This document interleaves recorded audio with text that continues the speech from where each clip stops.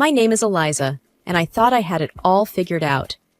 At 30, I was married to the love of my life, Michael, and we lived in this cozy, though tiny apartment in one of the city's most sought-after areas. This place, with its quaint charm and memories, was a gift from my late grandmother. Michael and I were like two peas in a pod. He worked in finance, always dressed in those sharp suits that made him look so handsome. I worked in marketing, a job I loved for its creativity and pace. We were the perfect team, or so I thought. One lazy Sunday morning, as we were having breakfast, Michael brought up the topic of family, a conversation we had danced around for a while. "Eliza, I've been thinking," Michael began, his eyes serious, "about us, about starting a family." I felt a flutter in my heart. "Really? That's great. I've always dreamed of a big family," I replied, my voice filled with excitement. Michael smiled, but it didn't reach his eyes. "I want that too, but let's wait until we have a bigger place. This apartment is too small for a family." I nodded, though a part of me felt a bit disappointed. "You're right. It makes sense. We should sell this place first, right?" "Exactly," he said, reaching over to squeeze my hand. "Once we sell your grandmother's apartment, we can buy a house big enough for, say, 3 or 4 kids." I laughed. 4 kids? That's a mini army. The conversation shifted to lighter topics after that, but I couldn't shake off a feeling of unease. It was like a small cloud on a sunny day. Family gatherings were a big thing in Michael's family. His parents, Robert and Martha, were the warmest people you'd ever meet. They welcomed me into their family with open arms. Then there was Alex, Michael's younger brother, who was married to Sarah. They had 2 adorable kids, but Sarah and I never clicked. She was always a bit cold and distant, and sometimes downright rude. During one such family gathering at Michael's parents' house, she made a snide remark about my cooking. "Eliza, maybe you should stick to marketing and leave the cooking to us homemakers," she said, a fake smile plastered on her face. I remember feeling my cheeks burn with embarrassment. Michael jumped in, trying to lighten the mood. "Hey, I love Eliza's cooking, right, Dad?" he said, looking at his father, who nodded in agreement. The evening passed with more awkward moments, but I tried to brush them off. I loved Michael, and I was determined to make things work, even with Sarah. As we lay in bed that night, I turned to Michael. "Do you think Sarah doesn't like me?" Michael, already half asleep, murmured, "Don't worry about her. You're amazing, and that's all that matters." I wanted to believe him, I really did. But deep down, I knew that things were not as perfect as they seemed. And little did I know, my world was about to turn upside down. A few weeks had passed since that conversation with Michael about starting a family. The idea of waiting for a bigger home had settled in my mind, though I still held on to the dream of a large family. It was a chilly December morning, and I was tidying up the apartment while Michael was at work. I decided to clean out the coat closet. It was overflowing with jackets and coats we hardly wore. As I was going through Michael's coats, I felt something in the pocket of his winter jacket. Curious, I pulled it out. It was a receipt. At first, I thought it was just another receipt for coffee or something mundane, but this was different. It was a receipt for a scarlet-colored designer bag from a high-end store known for its romantic gifts. My heart skipped a beat. Could this be for me? I wondered aloud, a smile spreading across my face. Michael had never been the type to splurge on extravagant gifts, but maybe this was his way of showing his love, especially with Christmas just around the corner. That evening, when Michael came home, I decided not to mention the receipt. I wanted to act surprised when he gave me the gift. We sat down for dinner, and I couldn't help but feel a bit giddy. "Michael, what are we doing for Christmas?" I asked casually. He looked up from his plate. "Oh, the usual. Dinner at my parents'. Why, you got something special in mind?" I shook my head. No, just the usual sounds perfect. The days leading up to Christmas were busy with work and preparations for the holidays. But that receipt stayed in the back of my mind. I imagined how that scarlet bag would look with my New Year's outfit. Finally, it was Christmas Eve. We were at Michael's parents' house, the whole family buzzing with festive cheer. Presents were piled under the tree, and I kept sneaking glances at them, trying to spot a bag-shaped gift. "Eliza, can you help me with the dessert?" Martha, Michael's mom, called out from the kitchen. "Of course, Martha. Be right there," I replied, happy to lend a hand. As I helped her with the pie, I mentioned the gift. "Michael's been acting a bit secretive. I think he's planning a surprise for me." Martha smiled. "That boy always has something up his sleeve. You're good for him, Eliza." The time came to open the gifts. My heart raced as Michael handed me a medium-sized, neatly wrapped box. It didn't feel like a bag, but maybe. I tore open the wrapping paper to find a set of beautiful porcelain dishes. I looked up at Michael, confused. "Surprise! I know you've been wanting a new set for when we host dinners," he said, smiling. I forced a smile. "They're lovely, Michael. Thank you." But inside, I felt a wave of disappointment wash over me. Where was the scarlet bag? Why did he buy it if not for me? The Christmas dinner at Michael's parents' house was in full swing. The house was filled with laughter, the clinking of glasses, and the warm glow of holiday lights. I tried my best to push the thoughts of the scarlet bag out of my mind and focus on the festivities. "Eliza, could you pass the gravy?" Alex, Michael's brother, asked from across the table. "Sure, here you go," I replied, passing the gravy boat down the table. Michael's parents were beaming, happy to have their family around them. His mother, Martha, always went all out for Christmas, and this year was no exception. The dinner was delicious, and everyone seemed to be enjoying themselves. After dinner, we all moved to the living room for the gift exchange. I watched as Michael's nieces tore open their presents with glee, their faces lighting up with each new toy they uncovered. It wasn't until we were getting ready to leave that I noticed something that made my heart stop. There, slung over Sarah's shoulder, was a striking scarlet-colored designer handbag. It was unmistakable, the very same bag from the receipt I had found in Michael's coat. My mind raced as we said our goodbyes. I couldn't take my eyes off that bag. It was more than just a purse. It was a symbol of something hidden, something unspoken. On the drive home, the car was filled with an uneasy silence. Michael seemed oblivious to the storm brewing inside me. As the city lights passed by, my mind replayed the evening, but this time I saw it through a different lens. I remembered the fleeting glances that Michael and Sarah had exchanged throughout the night. They were subtle, almost imperceptible, but now they seemed glaringly obvious. The way their eyes met across the room, the brief smiles, the quick, hushed conversations when they thought no one was looking. "Is everything okay, Eliza? You've been awfully quiet." Michael's voice broke through my thoughts. I turned to look at him, 1,000 questions on the tip of my tongue. But I couldn't bring myself to voice any of them, not yet. "I'm just a bit tired, that's all," I managed to say, my voice barely a whisper. The rest of the drive home was spent in silence, each lost in our own thoughts. As we lay in bed that night, I couldn't help but feel a sense of betrayal creeping in. The man I loved, the life we had built together, suddenly everything seemed like a fragile facade, ready to crumble at any moment. In the days that followed Christmas, my mind was in turmoil, haunted by the sight of Sarah with that scarlet designer handbag and the subtle glances exchanged between her and my husband, Michael. The nagging feeling in my gut told me something wasn't right. One cold evening, as Michael sat idly flipping through TV channels, I decided to confront him. "Michael, can we talk? It's about the bag," I said, my voice betraying a hint of nervousness. He looked at me with a casual expression. "What about it? I just helped Alex pick out a surprise for her, that's all." I took a deep breath. "I found the receipt, Michael. It was in your coat. Why didn't you tell me?" He let out a small laugh, trying to wave it off. "Oh, that. It was just a favor for Alex. You're thinking too much into it, Eliza." His response did little to soothe my suspicions. Later that night, as Michael lay asleep, I mustered up the courage to look through his phone. My heart pounded as I scrolled through his messages and stumbled upon a thread that would change everything. The conversation between Michael and Sarah was not just flirty.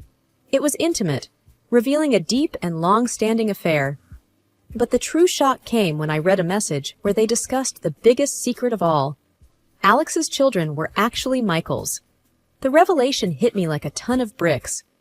My husband had been in a relationship with his brother's wife, and the children I'd come to adore as my nephews were in fact my stepchildren. I felt sick to my stomach as I read message after message.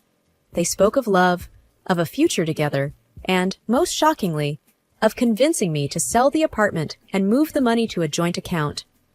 Tears streamed down my face as the magnitude of the betrayal sank in. I was quick to screenshot the messages, sending them to my email for safekeeping. With a heavy heart, I deleted any trace of my actions from his phone and lay back, my mind spinning with the enormity of the deception. The next morning, I played the part of the unsuspecting wife. Over breakfast, Michael brought up selling our apartment, a conversation we'd had previously. "So, what do you think about the sale? It could be a good move for us." I nodded, my mind racing with plans of my own. "Yes, let's sell it. It's time for a new beginning," I replied, my voice steady despite the chaos within. He smiled, unaware of the storm brewing inside me. That's my girl, always so decisive. Little did he know, I was thinking about my future, but it was a future that was starting to look very different from the one we had planned together. Armed with the bitter truth about Michael's affair and the shock of his betrayal, I knew I needed to act smartly and swiftly. I put on a mask of normalcy in front of Michael while planning my next steps. A few days later, I made an appointment with a lawyer, Mrs. Jenkins, a recommendation from a close friend. Sitting in her office, I felt a mix of nervousness and determination. "Mrs. Jenkins, I have proof of my husband's infidelity, and it's not just any affair. He's been involved with his brother's wife, and their children are actually his," I explained, my voice trembling slightly. Mrs. Jenkins listened intently, her expression serious.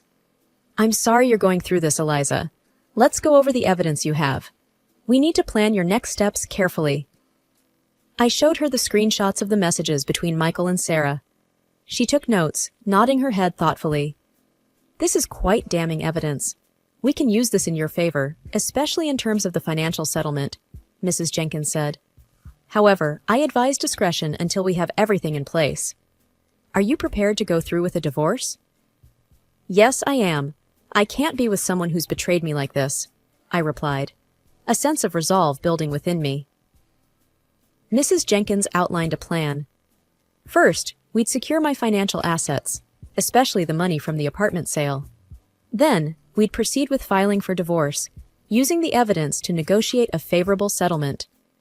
As I left her office, I felt a weight lift off my shoulders. There was a long road ahead, but I was ready to take it. Back at home, I continued to act as if everything was normal.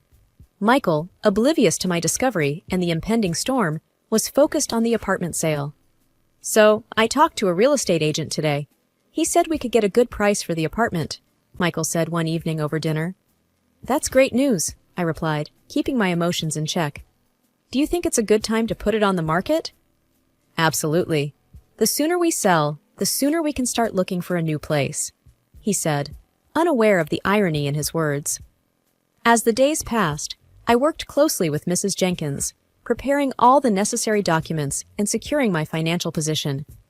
Every conversation with Michael, every smile, was a performance. But it was a performance I needed to maintain a little longer until everything was ready. The day we listed the apartment for sale, Michael was ecstatic. "This is it, Eliza, our new beginning." Little did he know, it was indeed the beginning of something new, but not the future he envisioned. My heart ached with the pain of betrayal, but I was determined to come out of this stronger. The plot I was weaving wasn't just for retribution, it was for my independence and a fresh start. As the new year approached, the plans I had been carefully laying with Mrs. Jenkins were coming together. My facade of normalcy with Michael remained intact, even as my heart grew heavier each day. The final act of my plan was set to unfold during the New Year's Eve party at Michael's parents' house. It was there that I would reveal everything. The evening of the party arrived, and the house was buzzing with the usual festive cheer. Michael's parents had outdone themselves with decorations, and the air was filled with laughter and the clinking of glasses. I mingled with the family, all the while feeling like I was in the eye of a storm. Michael was in high spirits, completely unaware of what was about to happen.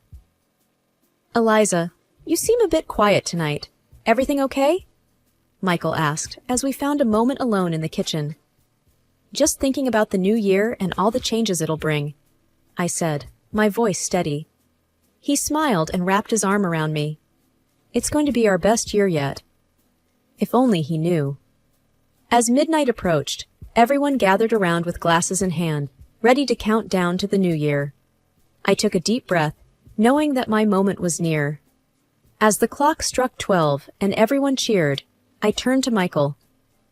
Before we celebrate too much, I have a special gift for you, I said, my voice loud enough for everyone to hear. I handed him a small, neatly wrapped box. The room quieted as all eyes turned to us. Michael, looking surprised, unwrapped the box. Inside were the divorce papers and a printout of the messages I had found on his phone. His face drained of color as he realized what they were. "What is this, Eliza?" he stammered, his voice barely a whisper. "It's over, Michael. I know about you and Sarah.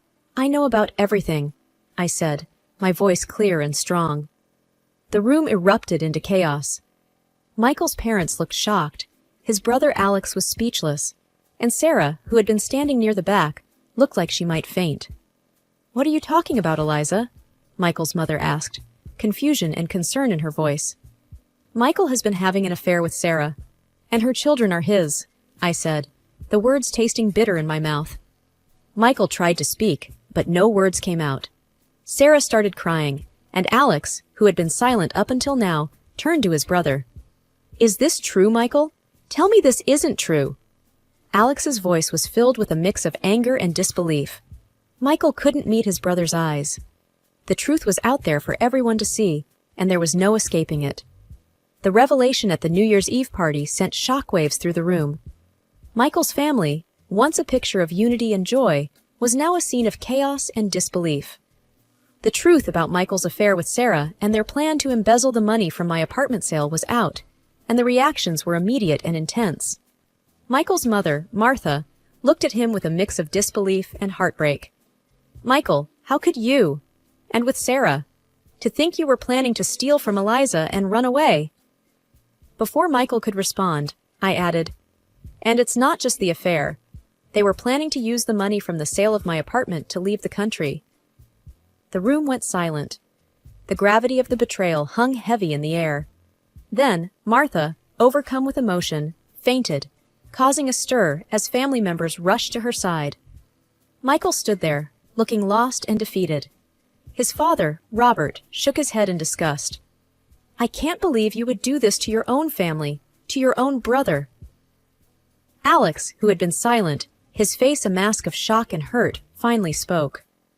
"Michael, I don't even know who you are anymore." Sarah was sobbing uncontrollably, her tears doing little to garner any sympathy. The family was too stunned and hurt by the depth of their deceit.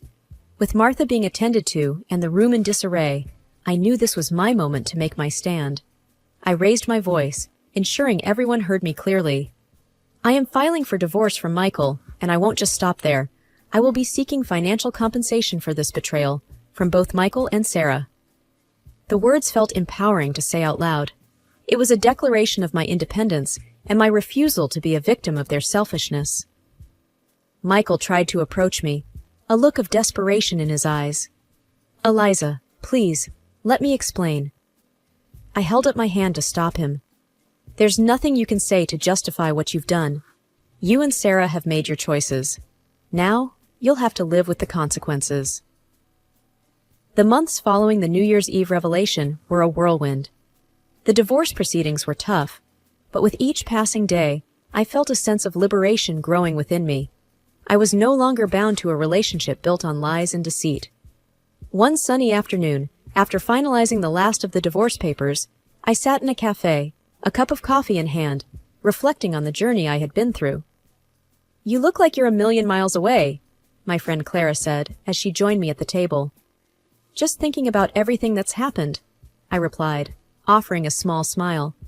"You've handled it all with such grace, Eliza. I'm proud of you," she said, her eyes full of genuine sympathy. "Thanks, Clara. It wasn't easy, but I feel like I can finally start fresh now," I said, feeling the weight of the past months lift off my shoulders. With the divorce settled, I had kept the apartment and received a significant financial settlement from Michael. As for him, his reputation had taken a severe hit, and he lost his job due to the scandal.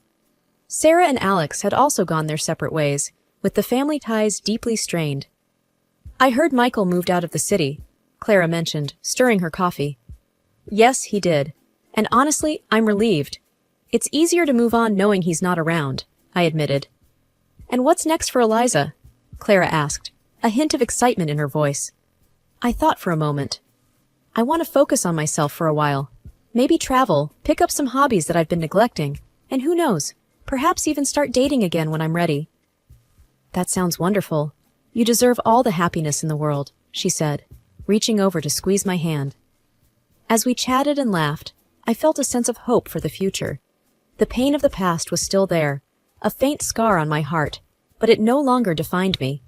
I had emerged stronger and more self-assured. The story of my marriage and its dramatic end would always be a part of me, but it was now just that, a part of my past. Ahead of me lay a path filled with new possibilities and opportunities for growth and happiness. It was the end of one chapter, but the beginning of something new, something entirely my own. A fresh start, a new beginning, and a life that I was ready to embrace fully.